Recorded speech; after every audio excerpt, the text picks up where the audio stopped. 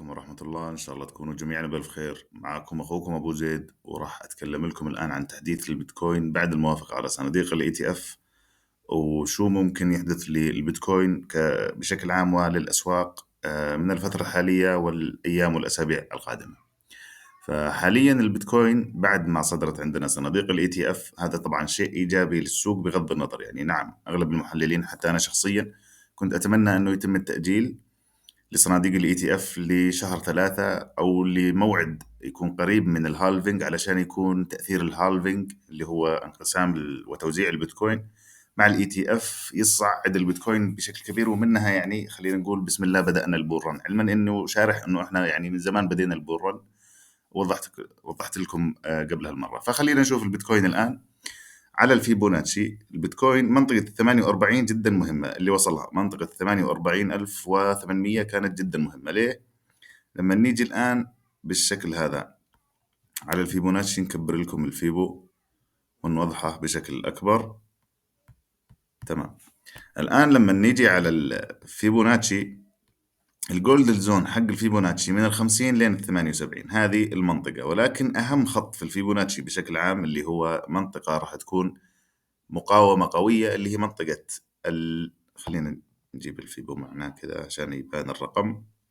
منطقة 61.80. منطقة 61.80 هي أقوى مقاومة، أو إذا كان السعر بالأعلى أقوى دعم. فحاليا البيتكوين وصلها، ولما نلاحظ حاليا تفاعل البيتكوين مع هذا الدعم. وسابقا هنا نفس الشيء، لما البيتكوين كان وصل هذه المنطقة ما اخترقها بسرعة، نزل الأسفل، سوالها ريتست من مناطق 48. بعد ما اختبرها ما قدر يخترقها، يظل مكمل لين مناطق اللي وصلها اللي هي 15 تقريبا و700. ارتد البيتكوين من مناطق الفيبو على الصفر، ظل صاعد لين أول خط بيتكوين لين وصل الآن لهذه المناطق. فهذه المناطق جدا مهمة، يجب توخي الحذر منها. وللمعلومة يعني هبوط البيتكوين مثلا حتى لو حدث تصحيح، التصحيح هذا ما راح يكون بشمعة واحدة كذا، يعني لين المباشرة لين مناطق ال 36 35 إلى آخره. فهذه من ناحية مقاومات ودعوم. أيضا في عندي هنا أوردر بلوك. الأوردر بلوك هذا يعني ليس بالهين، أوردر بلوك قوي، اللي هي مناطق تصريف، مناطق بيعية. يعني الناس اللي مشترين من هذه المناطق الحالية، هذا أوردر بلوك حقهم أوردر بلوك بيعي. وأيضا تفاعل البيتكوين مع هذه المنطقة. نشيل الفيبو علشان نشوف بشكل أفضل. أيضا عندي هنا يعني هذه المنطقة عبارة عن أوردر بلوك. نشوف سعر البيتكوين أول ما يلمسها كيف يتفاعل معها، وحاليا لمسها وأيضا شفنا فيه تفاعل. فحاليا النظرة المتوقعة، احنا آسفين يا فيبو ارجع، خلينا نشوف دعوم على الفيبو والدعوم الأخرى كذا. الآن عندي هذه المنطقة اللي يجب الإغلاق فوقها بالخط، خلينا نسويها بالأصفر، وهذا كدعم فيبو 50 خليه بالأزرق. عندي أيضا هنا دعم آخر اللي هي مناطق 38، والدعم الأخرى راح أحط لكم إياها يدويا. فحاليا البيتكوين ما لم يغلق، يعني يجب أن يغلق أكثر من يوم فوق هذه المنطقة اللي هي خلينا نقول 49 إلين منطقة 50، هذا الزون يعني 50 900 هنا، هذه اللي بالأصفر.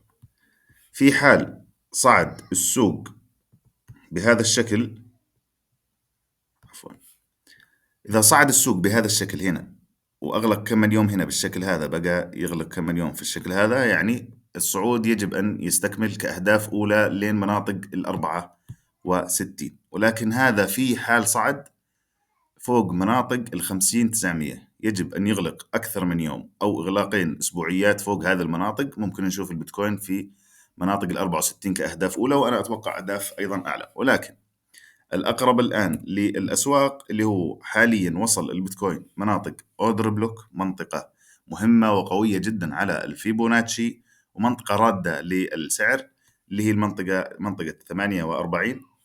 فحاليا متوقع التصحيح منها. في عندنا أيضا فاصل زمني في 15 الشهر الجاري اللي هو هنا يعني 15 الشهر الجاري عندنا فاصل زمني، خلينا نكون حذرين. مساء اليوم 14 وأيضا عندنا 15 قد يحدث تصحيح للبيتكوين بالشكل هذا. يعني ينزل للدعم الأول، يرجع يسوي ريتست لهذه المنطقة، لأنه زي ما أنتم شايفين أول ما هبط منها هنا، هبط لين مناطق ال 35، رجع سوى لها ريتست. في حال حدث انه هبوط وسوى ريتست، هذا يعني يعطيك فرصة مضاربية جميلة، ولكن الحمد لله احنا متموضعين في عملات من اسعار بالارض، من اسعار بالقاع، فنحجز ربح، نخلي اجزاء لين البول رن، ونشوف اذا في فرص شراء اخرى. فالهبوط او التصحيح من مناطق حالية يعني يعطيك فرص للشراء. تمام. فهذه الحركة المتوقعة للبيتكوين. خلينا نقول المنطقة هذه، خلينا نسولف هذه المنطقة هنا، هذا الدعم، خلينا نلونه لكم بالأحمر. هذه المنطقة الحالية اللي هي من مناطق 35 أو 36 لين مناطق 30 هي منطقة شراء. حاليا هذه المنطقة راح تكون عندي مناطق اوردر بلوك آخر، ولكن هذا الاوردر بلوك شرائي. فأول ما يشوف البيتكوين يعني أنا أوصل هذه المناطق، أبدأ أجمع، أبدأ أدخل مرة أخرى في السوق، وأموره طيبة. يعني آخر دعم ممكن أعتمد عليه، آخر يعني دعم ممكن أعتمد عليه وأتوقع يعني غالبا يعني صعب الوصول له، ولكن لا شيء صعب في هذا السوق، اللي هو دعم مناطق 28,000. هذا هو المناطق 28,000. ولما تيجي أنت على التشارت ككل ترجع في منطقة 28، تشوف كيف منطقة 28 أوردر بلوك عنيف يرد السعر يعني بشكل انعكاسي. هنا ركز، شوف كيف هذه شموع أسبوعية طبعا. هنا نفس الشيء، لمسها رد السعر، لمسها مرة أخرى رد السعر، هنا مرة مرتين، هذه الثالثة زي ما أنتم شايفين، الرابعة، الخامسة، هنا ما صار في ارتداد. فتقريبا رد السعر 6 7 مرات، فيعني لو وصلها راح يكون راد للسعر، وراح يكون فرصة وانطلاقة أخرى للسوق. هذا كان تحديث البيتكوين بشكل عام، علما انه يعني خبر الاي تي اف نعم يؤثر على السوق، ولكنه يتنافى مع التشارت. كيف؟ لان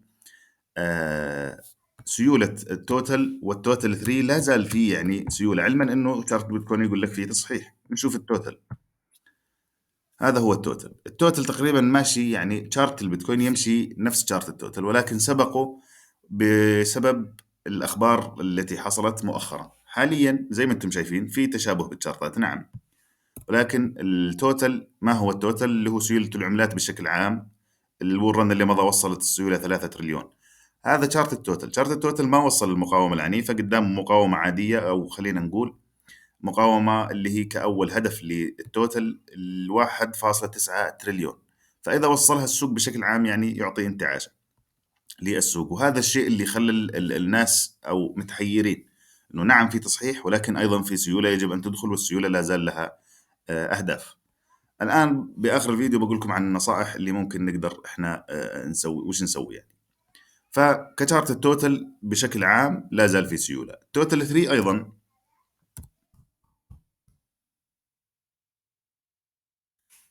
التوتال 3 اللي هو سيولة العملات مع عفوا بدون البيتكوين والإيثيريوم. التوتال 3 إذا لما نيجي هنا للتوتال 3 صعد فوق مقاومة عنيفة، واللي نزلتها لكم تذكرون قبل تقريبا شهر ونصف، وتكلمنا انه في حال اخترق راح يصير في دبلات وصعود جميل في السوق، وفعلا هذا اللي حصلنا.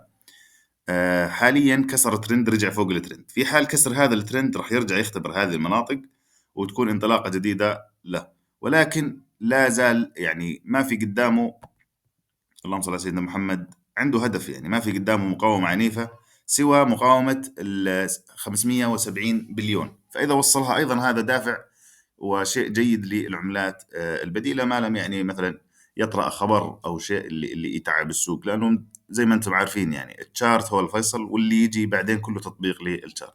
فشارت التوتال 3 والتوتال يعني يقول إنه بعد في سيولة، ولكن لما تيجي على شارت البيتكوين، البيتكوين عندنا سيناريوهات اثنين. الأقرب هو التصحيح، لأنه وصلنا زي ما تكلمت، عفوا، لأنه وصلنا زي ما تكلمت مناطق اوردر بلوك قوية، ومناطق تصريف. أيضا عندي في الفيبوناتشي منطقة 61.8.